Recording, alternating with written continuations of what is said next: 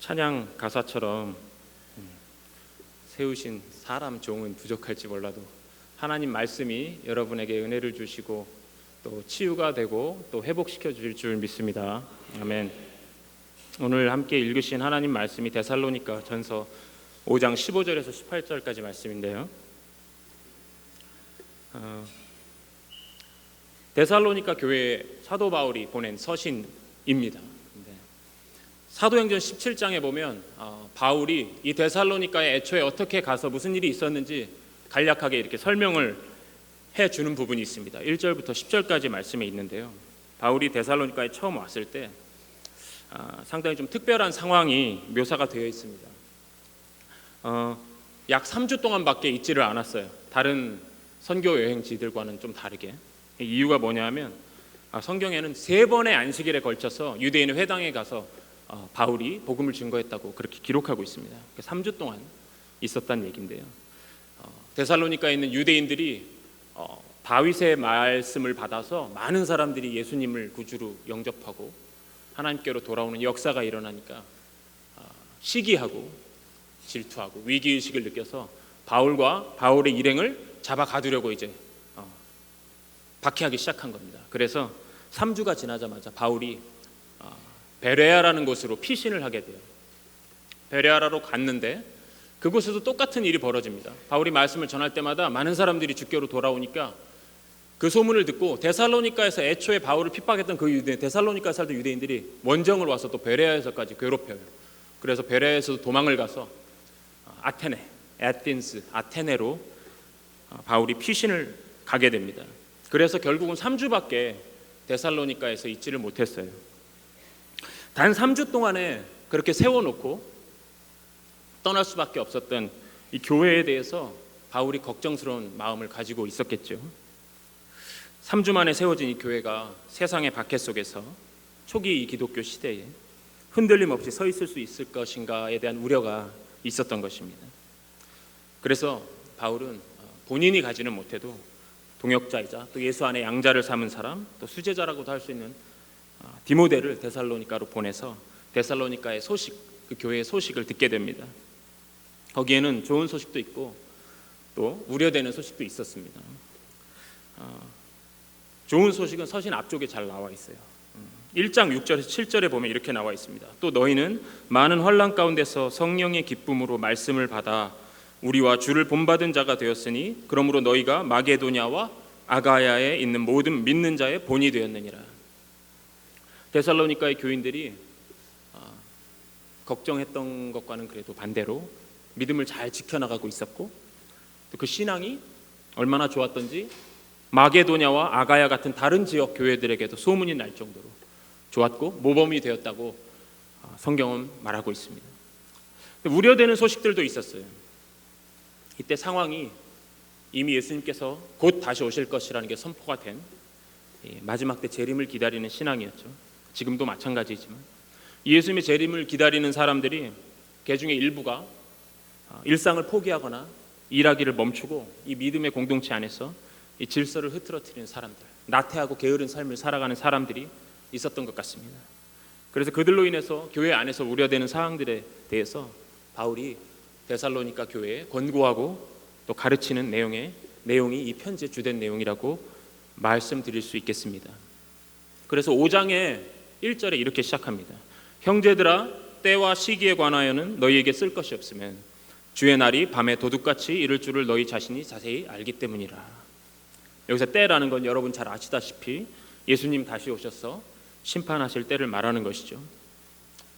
예수님의 재림을 기다리면서 공동체를 이루고 살던 이 데살로니가 성도들, 그리고 정말로 얼마 안 된 이 어린 교회인 이 데살로니가 성도들에게 거룩한 교회로서 어떻게 이 마지막 때에 깨어 있을 수 있는지, 그리고 어떻게 하나님의 뜻을 이루는 성도들의 삶을 살아낼 수 있는지 오늘 편지를 통해서 가르쳐주고 있는 것입니다.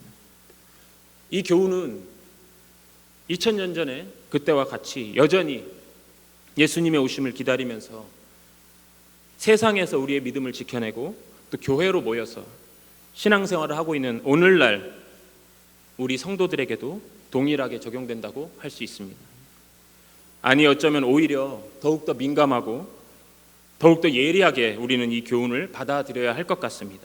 왜냐하면 분명한 사실이 지금은 그때보다 더욱더 마지막 때에 가까워져 왔고 2000년이란 이 긴 시간이 흐르면서 우리 인간의 감각으로는 이 긴 시간이 흐르면서 아무래도 그때보다 더 나태함 속에 깨어있지 못하고 졸고 있는 성도들이 있을 가능성이 크기 때문입니다. 모든 그리스도인들 곧 예수님을 믿어서 하나님의 택함 받은 자녀들의 삶은 우리 하나님의 뜻대로 순종을 해내는 것이 바로 우리 삶의 궁극적인 목표입니다. 예수님께서 십자가에 달려 고통받으시고 죽으심으로써 하나님 아버지의 뜻을 이루는 순종이 무엇인지 우리에게 그 모범을 보여주셨습니다. 겟세마네 동산에서 땀방울이 핏방울처럼 떨어지도록 힘써서 기도하시면서 이렇게 간구하셨어요. 아버지여, 내 원대로 마옵시고 아버지의 원대로 되기를 원하나이다. 그리고 그대로 아버지의 원대로 순종하심으로써 십자가에 달려 돌아가심으로써 아버지의 뜻을 이루는 삶을 보여주셨습니다. 로마서 12장에 이렇게 기록하고 있습니다. 너희는 이 세대를 본받지 말고 마음을 새롭게 함으로 변화를 받아 하나님의 선하시고 기뻐하시고 온전하신 뜻이 무엇인지 분별하도록 하라 말씀하시면서 하나님의 뜻을 온전히 알라고 우리에게 분부하십니다. 이렇게 하나님의 뜻을 알고 이루는 것이 마지막 때를 살아가는 모든 그리스도인들의 삶의 궁극적인 목표인 줄 믿습니다. 그래서 오늘 데살로니가 전서 본문 말씀을 통해서 예수님의 재림을 기다리는 우리 교회 성도들이 어떤 면에 주의를 기울여서 신앙생활을 하는 것이 깨어 기도하며 하나님의 뜻대로 사는 것인지에 대해서 함께 나누고 은혜 받는 시간 갖도록 하겠습니다. 크게 두 가지로 생각해 보기 원합니다. 첫 번째로는 우리 성도들의 삶에 있어서 교회 안에서 서로를 대할 때입니다. 그리고 두 번째로는 개개인의 성도로서의 영성, 우리가 어떻게 거룩한 산 제사로서의 삶을 살아갈 수 있는지에 대해서 구분해서 생각해 볼 수 있을 것 같습니다. 첫 번째로 서로를 대할 때 교회 안에서 이렇게 하라고 말씀하십니다. 5장 15절 오늘 읽으신 말씀 첫 절이죠. 삼가 누가 누구에게든지 악으로 악을 갚게 하지 말고 서로 대하든지 모든 사람을 대하든지 항상 선을 따르라. 아멘. 이 앞절부터 이어져서 이 데살로니가 교회에 바울이 어떻게 해야 된다는 권고의 말씀이 14절 15절이랑 사실은 이렇게 이어서 생각을 해봐야 합니다. 14절에서 15절까지 보면은 세부적으로 6가지의 권고 사항이 나오는데요. 첫 번째로 게으른 자들을 권고하라, 권계하라고 나오죠.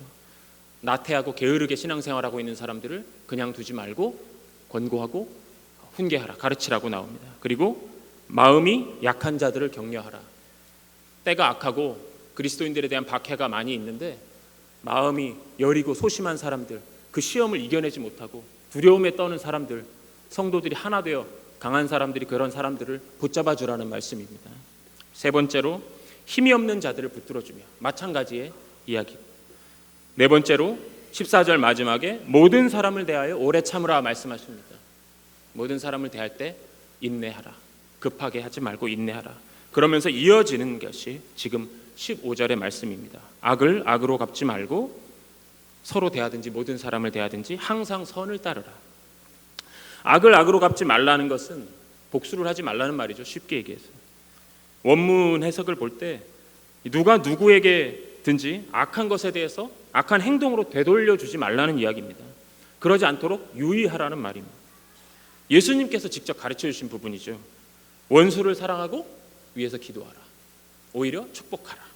마태복음 5장의 말씀입니다. 그리스도의 이러한 정신, 예수님의 정신을 따라서 사는 사람들이 바로 진정한 그리스도인이라는 사실을 바울이 데살로니가 교회에게 다시 한번 전하는 것이죠. 동일하게 로마서에도 이렇게 기록하고 있습니다. 아무에게도 악을 악으로 갚지 말고 모든 사람 앞에서 선한 일을 도모하라. 할 수 있거든 너희로서는 모든 사람과 더불어 화목하라. 악에게 지지 말고 선으로 악을 이기라. 이렇게 로마서에 같은 것을 다르게 표현하고 있습니다.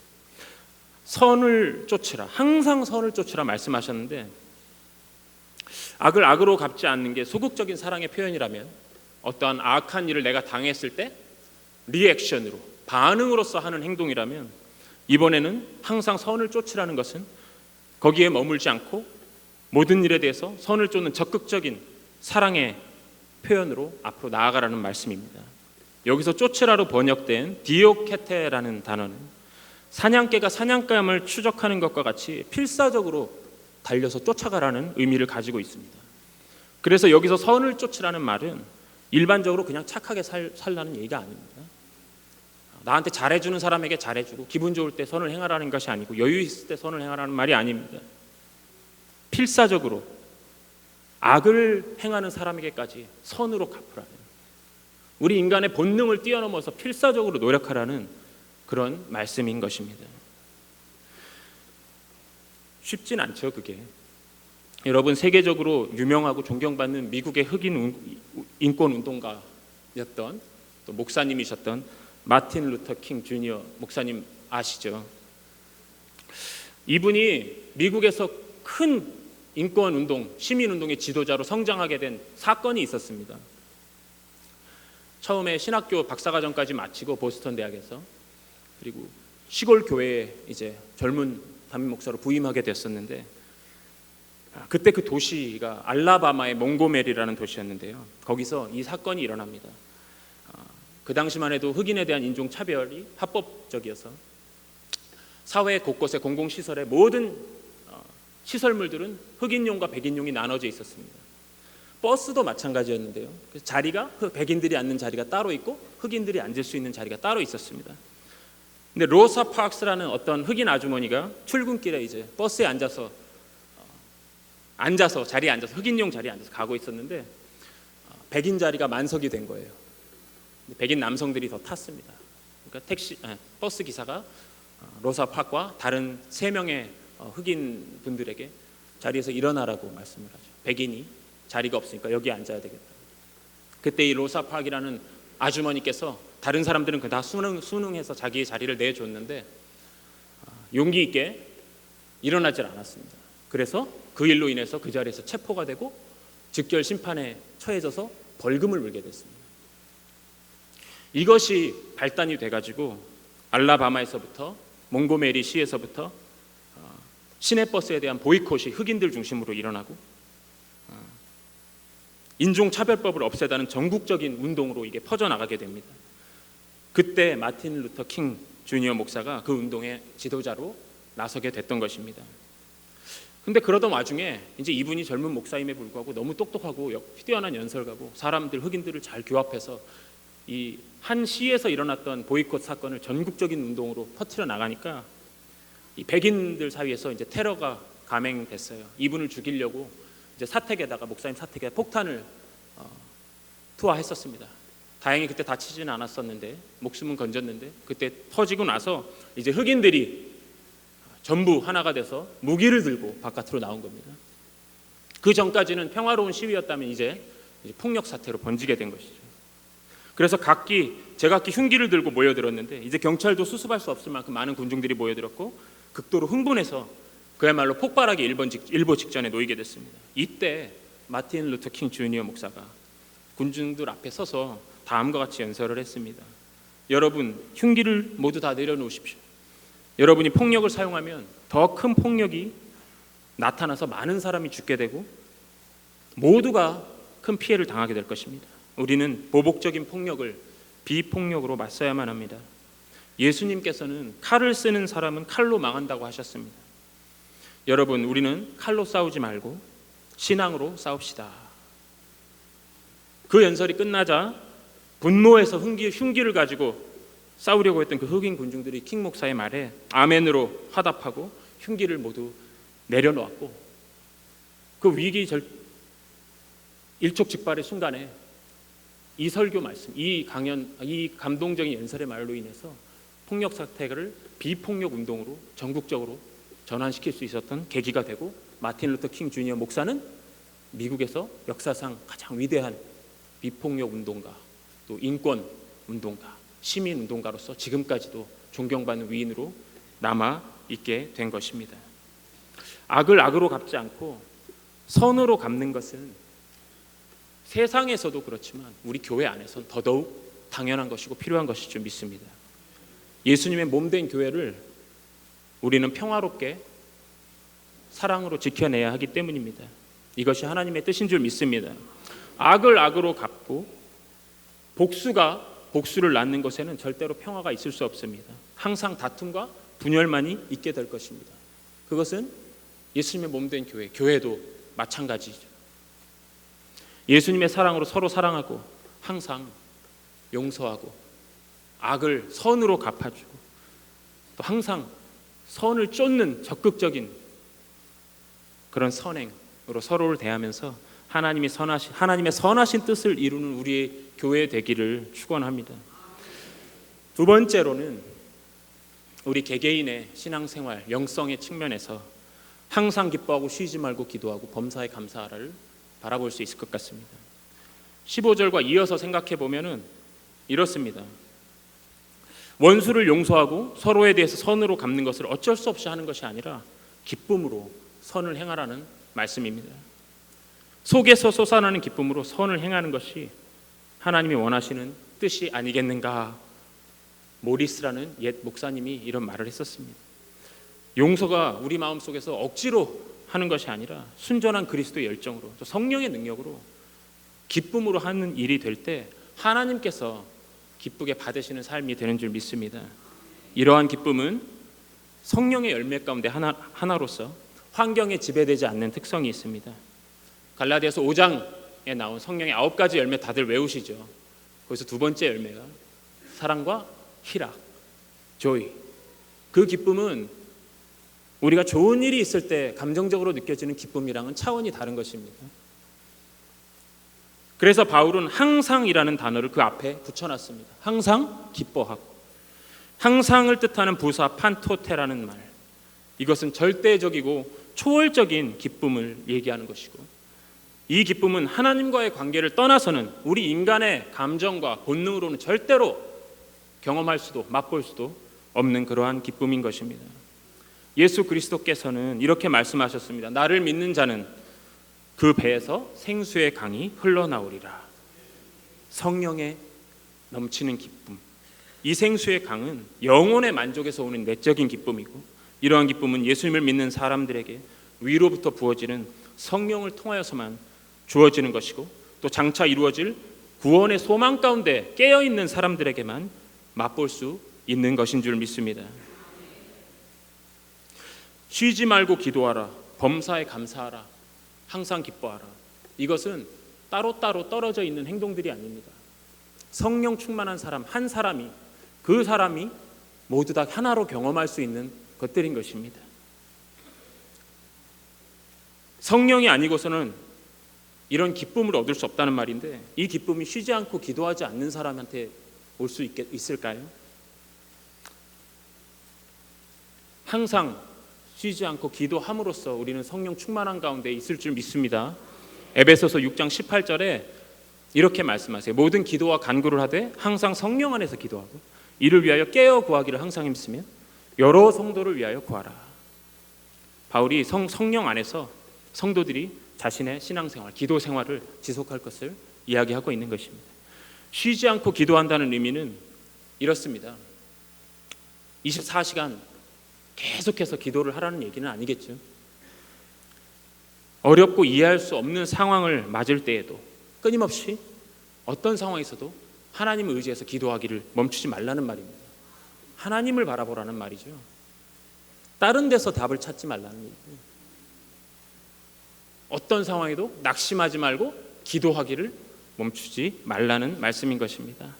도무지 기뻐할 수 없는 상황에, 앞이 캄캄한 상황에, 또 누군가 나를 해해가지고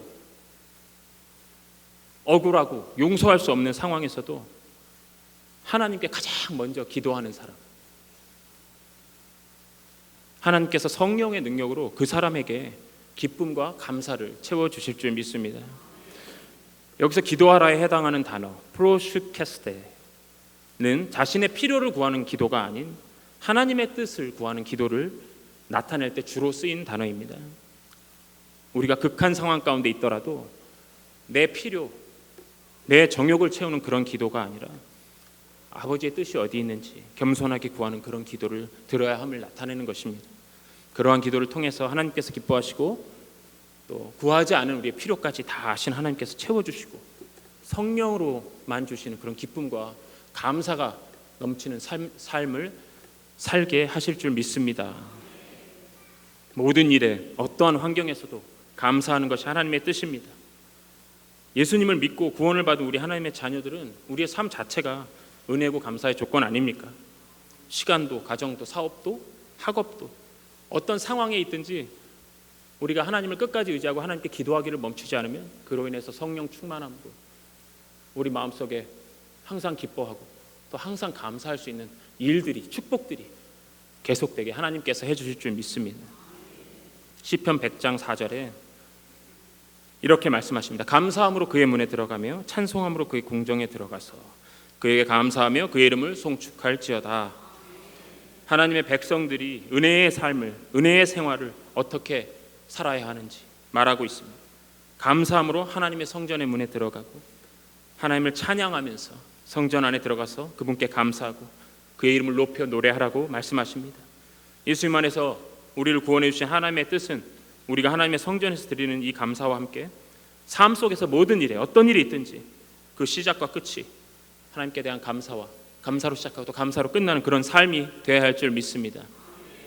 말씀을 맺겠습니다. 예수님의 재림을 기다리는 삶은 2000년 전에로 시작했다가 그때로 끝난 게 아닙니다. 구원의 소망으로 이 세상 속에서 하나님의 뜻을 이뤄낸다는 우리의 이 목표, 이 초점을 흐트러뜨리지 않고 살아가야 할 줄로 믿습니다. 그 상황이 데살로니가 교회나 지금 현대의 교회나 또 우리 교회나 하나도 다를 게 없습니다. 세상은 더 많이 바빠진 것 같지만 그럴수록 더욱더 우리는 위기의식을 느끼고 성경의 이야기하는 삼가, 주의하라, 경계하라, 깨어있으라 이 말을 가슴에 담고 오늘 주신 말씀대로 살아가야 할 줄로 믿습니다. 데살로니가 교회에 주어진 이 교훈을 우리도 주의해서 받고 지켜나가야 하겠습니다. 오늘 본문을 통해 크게 두 가지 말씀을 나눴습니다. 첫 번째로 교회 안에서 서로를 대할 때 악을 악으로 갚지 않고 항상 선으로 대하라. 그리고 항상 기뻐하고 쉬지 않고 기도하라. 범사의 모든 상황에 감사하라.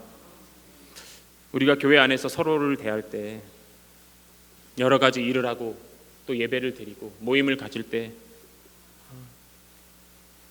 인간인지라 부족한 점들이 있기 때문에 항상 좋은 일만 있을 수 없고 항상 평화로운 마음으로만 임할 수는 없을 것입니다. 그럴 때라도 하나님 말씀대로 악을 악으로 갚지 말고 억울함을 더 큰 억울함을 주려고 갚지 말고 관대함으로 용서함으로 대하며 예수님 사랑을 실천하고 지켜나가시는 저와 여러분 되시길 주의 이름으로 축원합니다. 그래야만 우리가 시험에 들지 않고 싸우고 갈라지는 그런 어리석은 교회의 모습으로 남아있지 않을 수 있을 것입니다. 쉬지 않고 기도해야 합니다. 이것이 예수님을 기다리는 사람들에게 예수님께서 직접 강조해 주신 것입니다. 깨어 기도하라. 그러면 항상 기뻐하고 모든 일에 감사할 수 있을 줄 믿습니다. 쉬지 않고 기도하는 사람만이 깨어있는 사람입니다. 기도하지 않으면 영으로 살 수 없습니다. 육의 눈으로 보이는 대로 살아갈 수밖에 없습니다. 하늘이 아니라 땅만 보고 살아가게 될 것입니다. 쉬지 않고 기도하면서 성령에 충만하여서 늘 기쁨과 감사가 넘치는 삶을 살게 되시길 주의 이름으로 축원합니다. 우리 안에 계신 성령님께서 우리가 기도할 때 우리를 이끌어 주시고 모든 해답을 주시고 또 모든 것을 행할 힘과 지혜가 되어 주십니다. 늘 기도하며 성령 충만하셔서 성령의 능력으로 우리를 향한 하나님의 뜻을 이루는 우리 교회 저와 여러분 되시길 주의 이름으로 축원합니다. 기도하겠습니다. 아버지 하나님 감사드립니다. 거룩한 주일 3부 예배로 특별히 전 가족 공동 찬양 예배로 모여서 어린아이부터 노인까지 온 세대가 함께 하나님께 예배하고 영광 돌리고 말씀을 통해 은혜 주시니 감사드립니다. 아버지 마지막 때를 살아가면서도 주님의 말씀 붙들지 않고 기도하지 않으며 나태한 사람들로 살아가지 않게 우리들을 붙잡아 주시고 늘 기도하며 성령 충만하여 깨어 기도하며 아버지의 뜻을 이뤄내는 우리 교회 되도록 축복하여 주시옵소서. 우리들은 연약합니다. 그러나 우리 안에 계신 성령께서 우리의 힘이 되어 주시고 우리의 지혜가 되어 주심을 저희가 믿습니다. 우리 지구촌 순복음교회 모든 성도들 한 사람 한 사람 서로 사랑하며 예수 그리스도의 몸된 교회로서 각 지체에 맡겨주신 사명을 감당하고 사랑의 띠로 하나 되어 예수님 다시 오시는 그날까지 시험 들지 않고 하나됨을 이뤄나가는 우리 교회 될 수 있도록 축복하여 주시옵소서. 모든 것을 아버지께 맡기며 살아계신 우리 주 예수 그리스도의 이름으로 기도드립니다. 아멘.